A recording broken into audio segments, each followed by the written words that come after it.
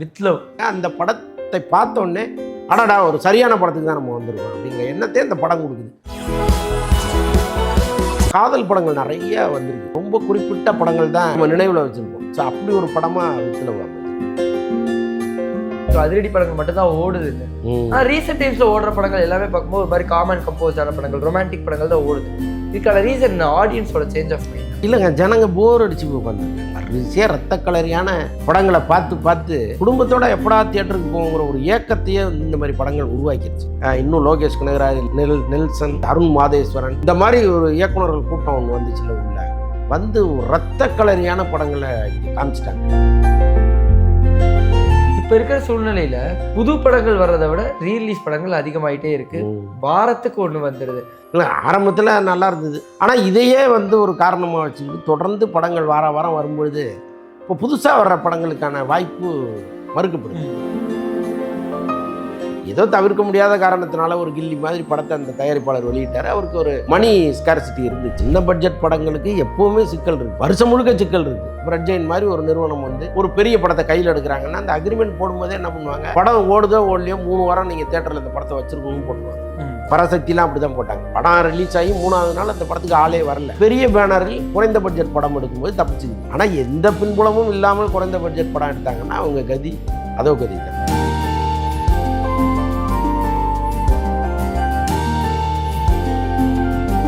வணக்கம், நீங்கள் பார்த்துட்டு இருக்கிறது டேக் ஒன் தமிழ். நானுங்கள் விஜய் பிராணேஷ். இன்றைக்கி என் கூட சினிமா விமர்சகர் மற்றும் மூத்த பத்திரிகையாளர் அந்தரன் அவர்கள் இருக்காங்க.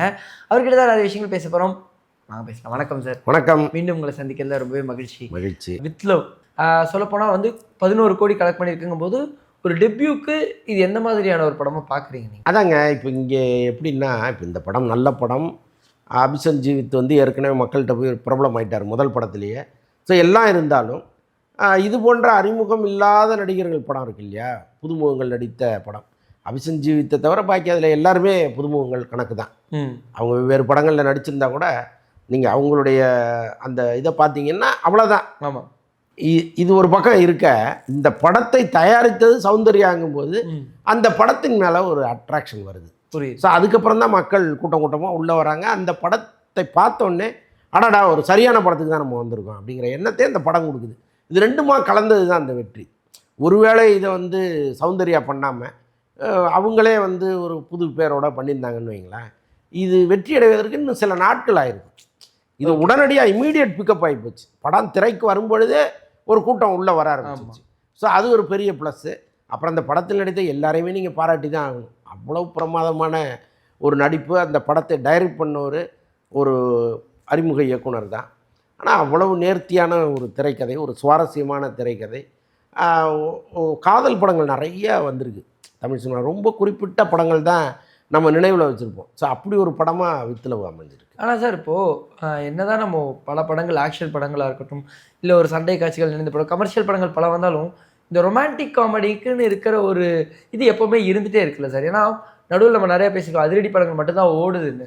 ஆனால் ரீசெண்ட் டைம்ஸில் ஓடுற படங்கள் எல்லாமே பார்க்கும்போது ஒரு மாதிரி காமன் கம்போஸ் ஆன படங்கள், ரொமான்டிக் படங்கள் தான் ஓடுது.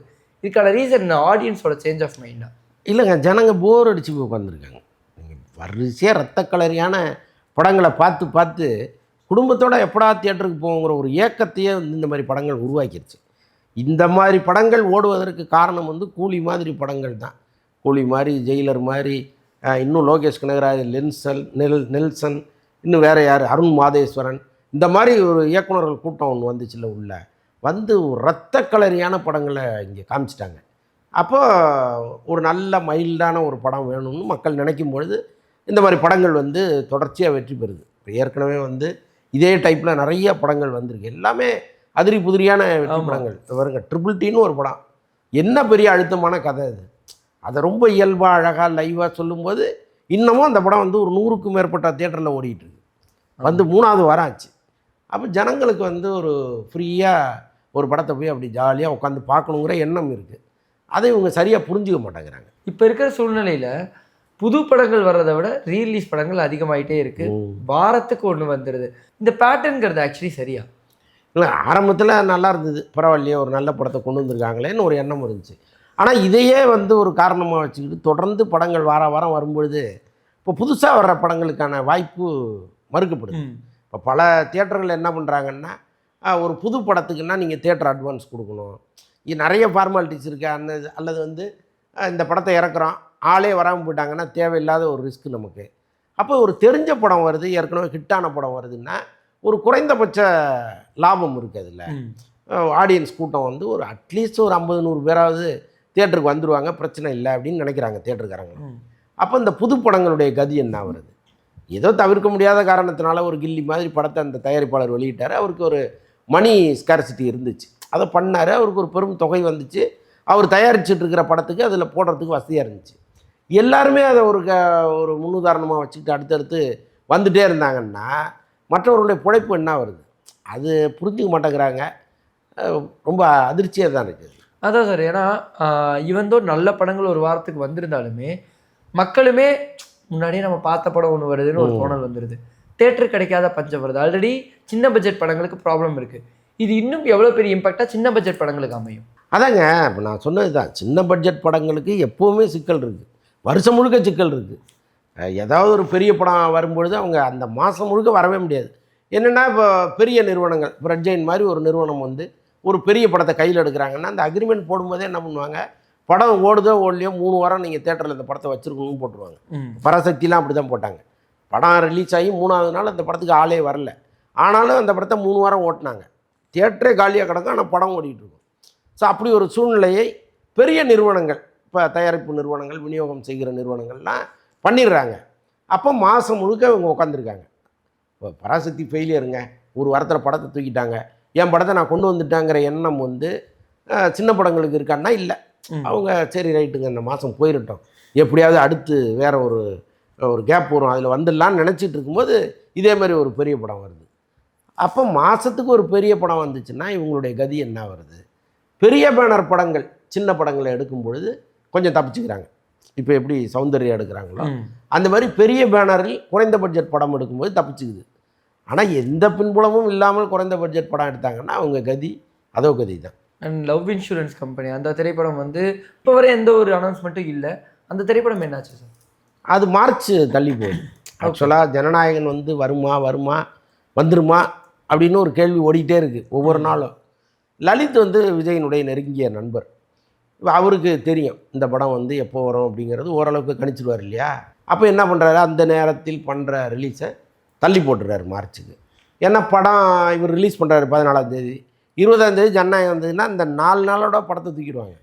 அதுக்கப்புறம் எங்கேயுமே ஜனநாயகம் தான் ஓடும், எல்லா ஸ்க்ரீன்லேயும் அதுதான் ஓடும். அப்போ தேவையில்லாத ஒரு ரிஸ்க்கை நம்ம இதுக்கு எடுப்பேன், வெயிட் பண்ணுவோன்னு தான் மார்ச்சுக்கு போயிட்டார். படம் நல்லா இருக்குதுன்னு சொல்கிறாங்க. ஆக்சுவலாக அது வந்து ஒரு சயின்ஸ் ஃபிக்ஷன் படம், நல்லா இருக்குதுன்னு சொல்கிறாங்க. பெரிய நம்பிக்கையோடு காத்திருக்காங்க. ஒரு பக்கம் வந்து இதெல்லாம் இருக்கும்போது சோஷியல் மீடியா சினிமா சைடு பார்த்தா ரஜினி கமல் அவர்கள் 2 பேரும் சேர்ந்து நடிக்கிற படத்தில் வந்து இந்த ப்ரோமோ ஷூட்டெல்லாம் போகுது. நீங்கள் சொல்லியிருந்த நியூஸ் எல்லாம் வந்திருந்தது. எல்லாரும் அதுக்கான எக்ஸ்பெக்டேஷன் இப்போ ஸ்கை ஹை கொண்டு போயிட்டாங்க. அதுவும் ஒரு 80s வைப்புன்னு வேறு சொல்லியிருந்தாங்க. ஆமாம். ஸோ அது எந்த மாதிரி உருவாயிருக்கு? இல்லைங்க, அந்த 80s போர்ஷன் வந்து கொஞ்சமாக தான் வரும்னு நான் நினைக்கிறேன். ஓகே. அது இல்லாமல் ப்ரெசன்ட் டைமில் எப்படி அவங்க இருக்காங்களோ அந்த மாதிரி தான் கதை போகுது. ஃப்ளாஷ்பேக்கில் வரும்போது இந்த மாதிரி ஒரு அட்ராக்ஷனான ஒரு ஏரியாவை எடுத்துருக்குறாங்க. ஸோ அதுதான் நிறைய செட்டெல்லாம் போட்டு அதில் வந்து இவங்க 2 பேரையும் 80s ரஜினி கமலாக கொண்டு வராங்க. ஸோ அதில் ஒரு காட்சியை தான் நம்ம சொன்னோம், மற்றபடி நிறைய எடுத்திருக்காங்க. இந்த 2 நாளில் நிறைய எடுத்திருக்காங்க. நம்ம சொன்னது ரொம்ப குறைவு. ஆனால் சார் இப்போ இதுவும் ஒரு கேங்ஸ்டர் படமாக இருக்குமா இல்லை ஒரு ஃபீல் குட் ட்ராமாவாக ட்ரை பண்ணுறாங்களா? கேங்ஸ்டர் படம்னு சொல்ல முடியாது, ஆனால் ஆக்ஷன் படம். ஓகே. ஆக்ஷன் ஃபேமிலி ட்ராமா ஃபுல்லாக ஹியூமர். ஸோ அந்த மாதிரி பண்ணியிருக்காங்க. ஓகே. அதாவது நீங்கள் வெறும் ஆக்ஷன் படத்தை பார்த்துருப்பீங்க, அது நமக்கே சலிப்பு தட்டிடும், இப்போ கூலி மாதிரி. பட் இதில் வந்து ரொம்ப ஹியூமர் இருக்குது, அதில் ஒரு ஃபேமிலி சென்டிமெண்ட்டு. ஆக்ஷன் வந்து ஜெயிலரை விட அதிகம் அப்படிங்கிறாங்க. ஓகே. ஜெயிலரை விட அதிகமான ஆக்ஷன். ஆனால் நெல்சன் அவர்களை சூஸ் பண்ணதுக்கு காரணம் அந்த ஹியூமர் தான் எடுத்துக்கலாமா சார்? ஆமாம். இன்னொன்று வந்து நிறைய பேர்கிட்ட ரஜினி கதை கேட்டிருக்கிறார், நிறைய பேர்கிட்ட கேட்டிருக்காரு. அதில் அவருக்கு ரொம்ப ஆப்டாக அமைஞ்சது இந்த கதை தான். அதனால தான். ஸோ தொடர்ந்து அப்போ அவர் நெல்சனோட தான் அடுத்தடுத்து ஒர்க் பண்ணுற மாதிரி அப்படி தெரியல, இந்த படம் பண்ணுறாரு. அது சொன்னது ஜெயிலர் 2 அடுத்து. ஆமாம். ஸோ அப்படி வர்றதுனால கேட்கப்பட்டது தான். பட் இப்போ இது எக்ஸ்பெக்டேஷன்ஸ் எதுவும் ஒரு பயத்தை கிரியேட் பண்ணுமா சார் அந்த டீமுக்கு? ஏன்னா நெல்சன் அவர்கள் ஆரம்பத்துலேருந்து இந்த படத்தை பற்றி அனௌன்ஸ் பண்ணாமலே வச்சுருந்தார். ஜெயிலர் 2 பற்றி முதல்ல பேசலாம். ஜெயிலர் 2வே அவர் ரொம்ப அமைதியாக வச்சிருக்கிற மாதிரி தான் தெரியுது. காரணம் வந்து எதுவும் எக்ஸ்பெக்டேஷன்ஸ் ஹையாக இருக்கக்கூடாதுன்னா. ஆமாம். ஆமாம், இப்போ இந்த ப்ரோமோ விஷயத்தையே நம்ம வெளியில் சொன்னதில் அவருக்கு பெரிய வருத்தங்கிறாங்க. அவருடைய அசிஸ்டன்ட் டைரக்டர்லாம் கூப்பிட்டு அவர் பயங்கரமாக சண்டை போட்டார். எப்படி இந்த நியூஸ் வெளில போச்சு, நீங்கள் தான் யாரோ சொல்லியிருக்கீங்க அப்படிங்கிற அளவுக்கு அசிஸ்டன்ட் டைரக்டர்கிட்ட பயங்கரமாக ஃபயர் பண்ணதாக தகவல் இருக்குது. ஸோ அதனால் அவர் இந்த ஹைப் வந்துடக்கூடாதுன்னு பார்க்குறாரு. ஜெயிலர் 2 ரிலீஸ் ஆன பிறகு தான் இதை பற்றிய டாக் வரணும். அதுக்கு முன்னாடி வந்துச்சுன்னா ஜெயிலர் 2க்கான அந்த இம்பேக்ட் குறையும்னு அவர் பார்க்குறாரு. ஸோ அதனால் எனக்கு தெரிஞ்சு ஜெயிலர் 2 வந்த பிறகு தான் அந்த ப்ரோமோவே வெளியிடுவாங்க. அது வரைக்கும் வெளியிட மாட்டாங்க. ஸோ அது அப்படியே உள்ளே தான் வச்சுருப்பாங்க. ஏன்னா இப்போ இது எல்லாரும் பேசுகிறத பார்க்கும்போது எல்லாரும் வந்து ஓகே ரிலீஸ் பண்ணிடுவாங்கன்னு வெயிட்டில் இருக்காங்க. பட் ஆனால் அது ரிலீஸ் ஆகிறது எல்லாரும் பண்ண மாட்டாங்க. ஆமாம். அண்ட் சிம்பு அவர்களுடைய பிறந்தநாள் வந்தது. லாஸ்ட் பிறந்தநாளுக்கு வந்து பல அப்டேட்ஸை வந்து ரிலீஸ் பண்ணியிருந்தாங்க. அடுத்தடுத்து அவருடைய 3 படங்களுக்கான அப்டேட்ஸ் எல்லாமே ரிலீஸ் பண்ணியிருந்தாங்க. ஆனால் இந்த பிறந்தநாளுக்கு எந்த ஒரு அப்டேட்டையுமே அந்த டீம்லேருந்து ரிலீஸ் பண்ணல. இதுக்கான ரீசன் என்ன? முதல்ல அவரே இங்கே இல்லையே, அமெரிக்கா போயிட்டார். ஓகே. அவர் இங்கே இல்லை, இருந்திருந்தால் அவர் அந்த அஸ்வத் மாரிமுத்து படத்தினுடைய அப்டேட்டை சொல்லலான்ட்டு தான் அவங்க இருந்தாங்க. அநேகமாக இன்றைக்கி பூஜை போடுற பிளான்லலாம் இருந்தாங்க. ஓகே. இவர் அஸ்வத் மாரிமுத்து திடீர்னு ரஜினிக்கு கதை சொன்னதில் சிம்பு கொஞ்சம் அப்செட் ஆகிட்டார். ஓகே. ரஜினி கூப்பிட்டாருன்னா நம்மளை விட்டுட்டு ஓடி போயிடுவாராங்கிற ஒரு எண்ணம் இருக்குல்ல. ஸோ அது வந்து வருத்தத்தோடு அவர் அதை பார்த்துட்டு இருக்கும்போது இவர் இப்போ அஸ்வத் மாரிமுத்து அந்த படத்துக்காக ஒரு 2 மாதம் ஒர்க் பண்ண ஆரம்பிச்சிட்டார். ரஜினி லைனை கேட்டு நல்லா இருக்குது, நீங்கள் முழு கதையோட வாங்கன்ட்டார். உடனே சிம்பு கதையை தூக்கி ஓரமாக வச்சுட்டு அவர் உட்காந்து முழுக்க அந்த கதையை ரெடி பண்ண ஆரம்பித்தார். இதில் சிம்புக்கு பெரிய வருத்தம். ஒருவேளை ரஜினி கதை கேட்கலன்னா இந்த பர்த்டே அன்னைக்கு இவங்க எல்லாருமே உட்காந்து ப்ரெஸ்ஸை மீட் பண்ணி அந்த அனௌன்ஸ்மெண்ட்டே பண்ணுற அளவுக்கு இருந்தாங்க. ஸோ அதனால தான் தள்ளி போயிடுச்சு. ஸோ இந்த ஒரு ரீசன் தான் காரணம். ஸோ நிறைய விஷயங்கள் பேசணும் சார். இந்த ஒரு சந்திப்புக்கு ரொம்ப ரொம்ப நன்றி. நன்றி.